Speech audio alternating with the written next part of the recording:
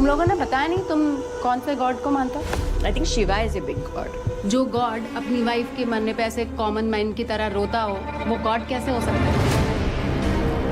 Film के निर्देशक सुदीप्तो सेन और को राइटर विपुल अमृतलाल शाह का दावा है कि 32,000 हिंदू महिलाओं को केरल और मैंगलोर जैसी जगहों से हिंदू और ईसाई धर्म से धर्मांतरित कर उन्हें मुस्लिम बना दिया गया। स्टोरी में लव जिहाद के नाम पर हिंदू और ईसाई लड़कियों को, खासकर हिंदू लड़कियों को गुमराह करके उन्हें मुसलमान और आतंकवादी बनाने की जो कहानियां दिखाई गई हैं उसमें कितनी सच्चाई है। द केरल स्टोरी, ये फिल्म 5 मई को रिलीज होगी। इस फिल्म की कहानी केरल की उन ईसाई और हिंदू लड़कियों के जीवन पर आधारित है जिनके साथ ज्यादती हुई, नाइंसाफी हुई, झूठे प्यार में उनको फंसाया गया, जिनके साथ कथित तौर पर लव जिहाद के जरिए पहले धर्म परिवर्तन कराया गया, फिर उन्हें आतंकवादी, अंतर्राष्ट्रीय आतंकवादी संगठन ISIS में शामिल करा के हमेशा हमेशा के लिए उनका जीवन नर्क बना दिया गया। हिंदू लड़कियों के साथ केरल में जो हो रहा है, सच यह है कि केरल से ISIS में शामिल होने गई कई लड़कियां अब भी अफगानिस्तान की जेलों में बंद है। जैसे केरल में आज एक वर्ग द केरल स्टोरी की रिलीज का विरोध कर रहा है, उस केरल में कुछ राजनीतिक दलों और JNU से जुड़े एक संगठन ने बाकायदा BBC की डॉक्यूमेंट्री की स्क्रीनिंग कराई। वो तो दिखाइए, केरल स्टोरी मत दिखाइए। हिंदुओं के साथ क्रूरता का सच नहीं आ जाना चाहिए देश के सामने। ऐसी कोशिश देख के कई और हिस्सों में भी की गई थी तब, जबकि वो डॉक्यूमेंट्री तथ्यों से बिल्कुल परे थी। जिस मामले में देश की तमाम अदालतों ने PM मोदी को क्लीन चिट दी, यहां तक कि बहुत सारे आरोपियों को भी बरी तक कर चुकी है। उस पर बनी फिल्म को रिलीज कराने के लिए खास वर्ग उतावला हो जाता है, उसको लगता है उसका एजेंडा पूरा हो रहा है, उसे अभिव्यक्ति की स्वतंत्रता का उल्लंघन बताया जाता है। तो फिर केरल स्टोरी के खिलाफ बोलना भी तो, या उसकी स्क्रीनिंग को रोकना भी तो अभिव्यक्ति की आजादी पर हमला हुआ ना। मतलब जो FOE गैंग है ना, फ्रीडम ऑफ एक्सप्रेशन वाले जो लोग जो कहते हैं नहीं, तो इस पर भी बोलिए ना कि केरल स्टोरी होनी चाहिए रिलीज। भाई सुप्रीम कोर्ट में अर्जी दे दी गई थी कि इस फिल्म को दिखाया जाए, लेकिन बात जब कट्टर इस्लामिक ताकतों के हाथों हिंदुओं के शोषण पर बनी फिल्मों की आती है ना, तो ये लोग विरोध में उतर आते हैं। हिंदुओं के खिलाफ ज्यादती का सच ना सामने आ जाए, फिल्म की रिलीज को रोकने के लिए पुलिस स्टेशन से लेकर सुप्रीम कोर्ट तक के चक्कर लगाने लगते हैं ये लोग। आपको बताते हैं हुआ क्या है। अब आपको बताते हैं कि इस फिल्म में जो दावे किए गए ना, वो कितने सही और कितने गलत हैं। फिल्म दावा करती है ट्रू स्टोरीज, ये सच्ची घटनाओं पर आधारित है। हिंदू बच्चियों के साथ ये सब वहां पर हो रहा है, लव जिहाद का आतंकी कनेक्शन। हिंदू बच्चियों को फंसाओ, फिर धर्म परिवर्तन और फिर ISIS में शामिल कराओ। ये फिल्म केरल की और आसपास के राज्यों के उन हिंदू लड़कियों की कहानी को दिखाने का दावा करती है जिनका पिछले 1 दशक में प्यार के नाम पर धर्म परिवर्तन कराया गया। इनमें से कई हिंदू महिलाओं को सीरिया, इराक और अफगानिस्तान में ISIS और हक्कानी नेटवर्क जैसे आतंकवादी संगठनों में शामिल होने के लिए देश से बाहर भेज दिया गया। हिंदू और ईसाइयों से मुसलमान बनी इतनी लड़कियां ISIS में शामिल होने के लिए नहीं गई। ओमान चांडी ने जो आंकड़ा दिया था वो साल दर साल का नहीं था, वो 1 साल का था, मतलब 2800 से 3200 लड़कियां हर साल। लेकिन 2012 में केरल के तत्कालीन मुख्यमंत्री ओमान चांडी ने विधानसभा में on the floor of the house ये जरूर माना था कि 2006 से 2012 के बीच 2667 महिलाओं का धर्म परिवर्तन हुआ। यानी कि फिल्म में कुछ तो सच्चाई है। इनमें से 2195 महिलाएं हिंदू थी जो मुसलमान बन गई। उन्होंने विधानसभा में यह भी बताया था कि इस दौरान केरल में कुल मिलाकर 7713 लोगों ने इस्लाम कबूल किया था। इससे पहले 2010 में केरल के तत्कालीन मुख्यमंत्री अच्युतानंदन ने अपने एक बयान में कहा था कि PFI यानी कि पॉपुलर फ्रंट ऑफ इंडिया राज्य में मुस्लिम आबादी बढ़ाकर 20 वर्षों में केरल का इस्लामीकरण कराना चाहता है। केरल स्टोरी इसी पर आधारित। सवाल पूरा क्लियर कट पूछता हूं। मानवी का यह सवाल है कि 32,000 लड़कियां जो थीं वो गायब हो गई, उनका कन्वर्जन हुआ, जो भी उसमें बताया गया। ये आंकड़ा कहां से आया, ये फैक्ट कैसे बोला जाए? मैं निशांत उसी पर आ हम क्या करते हैं कि अगर एक कोई झूठ बोल रहा है तो हम उसका सच सामने लाते हैं कि ये झूठ है, सच ये है। आप एक बात बताइए कि 2 बातें यहां पर सामने आई, एक आंकड़े की बात आई, दूसरे हुए पढ़े लिखे की। मैं निशांत जी आपको जितने केस आए, अगर मैं लेटेस्ट केस भी देखूं जो शायद लव जिहाद का नहीं होगा लेकिन भरमाने का होगा, श्रद्धा हत्याकांड में क्या वो पढ़ी लिखी नहीं थी? जितने केसेस हैं वो ज्यादातर पढ़े लिखे लड़कियों के हैं। इसका पढ़ाई लिखाई से कोई संबंध नहीं। आप पढ़ने लिखने से जोड़ करके एक ऐसी समस्या को नजरअंदाज कर देना चाहते हैं आपको लगता जो वास्तव में एक समस्या है। निशान जी, दूसरी बात हिंदुओं में नहीं है। एक सेकंड, मैं बीच में नहीं बोलता हूं, बोलने दीजिए प्लीज। मैं बीच में नहीं बोलता हूं।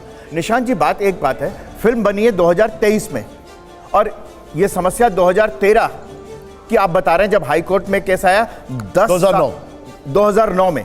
आप ये बताइए कि पिछले 14-15 साल में क्या लगातार इस समस्या पर तमाम पब्लिकेशंस में क्या बात नहीं आई है, तमाम मीडिया सर्कल्स में नहीं आई है? एक बात। दूसरी बात, एक बात और कही कि आप सिलेक्टिव हैं जी, आप बीबीसी की फिल्म को तो नहीं देखना चाहते, इसको देखना चाहते हैं, इसको सच मानते हैं। ये बात आपके लिए भी तो सच है, आप बीबीसी को सच मानते हैं, इसको सच नहीं मान रहे। आपके लिए भी तो सच है ये। ठीक है, हम नहीं है सिलेक्टिव, ये वो कहने वाले सिलेक्टिव जो है, वास्तव में वो सिलेक्टिव। सर आपने ये जवाब दिया। एक मिनट सर, एक मिनट। सुधांशु जी, 32,000 लड़कियां गायब हो गई और सरकार को पता ना चले, ये आंकड़ा अपने आप में बहुत ही माइंड ब्लोइंग है। हाँ, बहुत बड़ी बात है ना। नहीं, लेकिन ये कितना सच है? सरकारें क्या आपको लगता है ये सच है आंकड़ा? देखिए, सरकार 5,000 की तो रिपोर्ट कोर्ट में सबमिटेड है। अब जो 32,000 का आंकड़ा है और सरकारों की बात है, वहां यूडीएफ की सरकार रही है या एलडीएफ की सरकार रही है?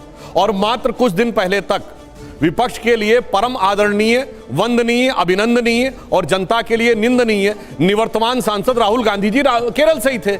उनसे सवाल पूछिए ना कि कम्युनिस्ट पार्टी और कांग्रेस की सरकारों ने उसके ऊपर क्या किया। केंद्र में आपकी सरकार है, उसमें 21 मेन का जिक्र किया गया, 2-3 ISI ज्वाइन करने वाली लड़कियों का जिक्र किया गया। 32,000 का आंकड़ा कहीं नहीं है। बिल्कुल सही बात है। एनआईए टेरर के एंगल को इन्वेस्टिगेट करती है। क्योंकि 21 लोग वो थे जो ISIS में चले गए, तो एनआईए ने उन केसेस को किया। ये जो मामले हैं ये जनरल लॉ एंड ऑर्डर से रिलेटेड हैं, जो लोकल पुलिस की इन्वेस्टिगेटिंग एजेंसी का काम है। NIA national investigating agency terror related issues के ऊपर करती है, राष्ट्रीय सुरक्षा, नेशनल सिक्योरिटी के इश्यूज के ऊपर करती है। और वैसे मैं एक बात और कहूं, अभी फिल्म के ऊपर बात कही जी, मैं एक बड़ी सिंपल सी बात कहता हूं। युवा पीढ़ी यहां बैठी है और हमारी पीढ़ी से लेकर आज तक और हमारी पीढ़ी से पहले से लेकर आज तक जब प्यार मोहब्बत की बात आती है तो कौन से नाम है? याद करिए, बहुत जमाने पुरानी फिल्म मुगले आजम, जोधा अकबर, सलीम अनारकली, शाहजहां नूरजहां। एक मुगल बादशाह बताइए जिसकी एक बीवी रही हो? आधा दर्जन बीवियां सबकी, सबके हरम में 100 से अधिक बीवियां और एक स्त्री के प्रति निष्ठावान समर्पित, और आज भी 4 बीवी के पक्ष में। बोलिए, 4 बीवियों का मामला है कि नहीं? सुन लीजिए सर। इसलिए देखिए, एक मिनट सुनिए, एक मिनट जुनैद साहब, एक मिनट विवेक जी, जुनैद साहब, निशान जी एक वाक्य पूरा कर दूंगा। इसलिए मैं कह रहा हूं, पढ़े लिखे हम लोग भी पढ़े लिखे थे, मगर हमारे भी ऐसा एजेंडा बताया गया, हम भी 2-3 पीढ़ी तक लोग इसमें रहे कि हाँ साहब असली तो सर। नहीं विवेक जी, उनको नहीं, मुझे उनको बोले। जुनैद साहब, आपका रिएक्शन इस पर।